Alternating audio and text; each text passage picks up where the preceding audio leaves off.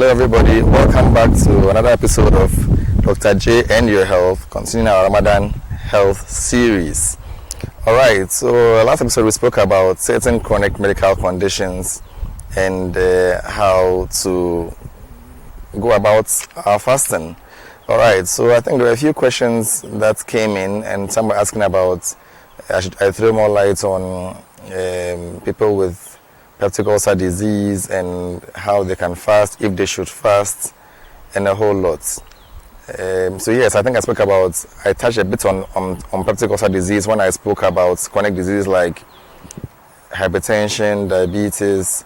I think I spoke about asthma. I did not mention dyslipidemia. That's also another condition. People have high cholesterol and stuff like that. Yes. So I think someone was asking about the ulcer. So yes, so some people have been told that they have ulcer, but they've never gone to test for any for the ulcer. Now, for ulcer in particular, it's usually diagnosed endoscopically. That means a tube is put through your mouth, through your throat, to your stomach. Then we are able to determine, and also the small bowel, where we're able to tell where there's a sore. So an ulcer is just a sore. So if there's an ulcer in your stomach, then that becomes a problem.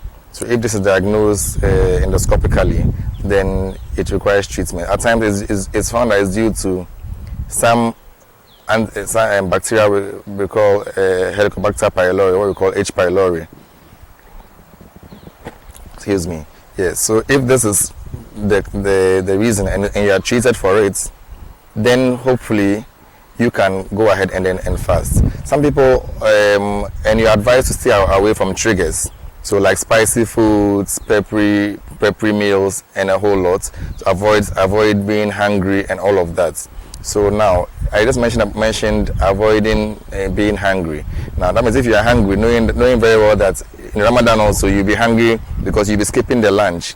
So skipping lunch could also worsen your ulcer. So when this happens, you must see a doctor for him to assess your situation.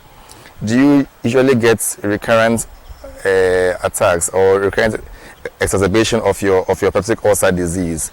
Is it due to poorly treated H. pylori infection and issues like that? So these are very, very important things that need to be tackled. So I wouldn't give you a blunt answer on the screen, but see your doctor. Let him assess you. Let's make sure that we have eradicated the H. pylori infection, if that's the case. If yours will require a surgical intervention, then you are encouraged to have the surgery done. Now, the good thing is that before Ramadan, there are some optional fasts that you can engage in. Okay, the Monday and Thursday fast.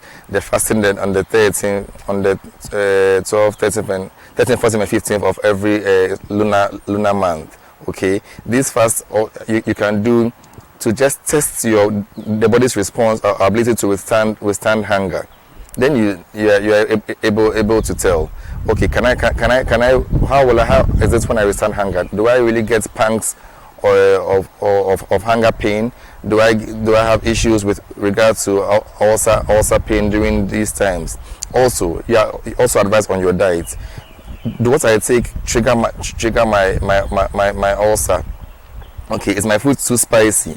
Okay, is there too much pepper in my meal? All of these are important for us to be able to control this ulcer that we are having. And of course, because the Holy Quran advises us, Allah tells us that He always wants to make things easy for us. Allah intends for His servants ease, and does not intend for His servants difficulty. So of course, if it is detriment to your health, you treat the ulcer, and subsequently you can make up for the days that you miss once you are cured. If it's found out that it will be very difficult for you to fast, then you can do the other things that the Quran tells us, and also that scholars advise us, feeding the poor and all of that. So your health is very, very important. Do not be your own doctor. Seek help from a health practitioner, and then we'll tell you what to do. Likewise, the others. So I'll just use this opportunity to just reiterate on what I said in the previous video. Sugar control is also very, very, very important.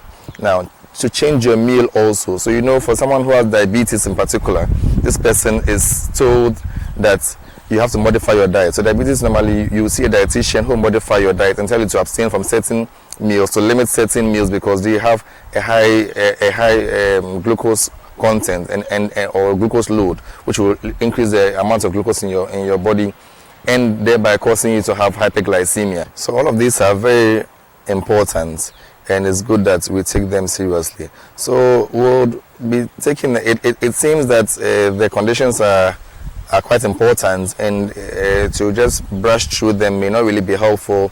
So I may come on another video and try to summarize this again so as not to bore you with so much. I know that we are trying to limit the content so we can assimilate and really benefit from that. So in my next video again, I'll again tackle on maybe dyslipidemia when I talk about how to do what we call pre-health screening before Ramadan. Then I'll tackle on some of these issues that probably are not answered in this video.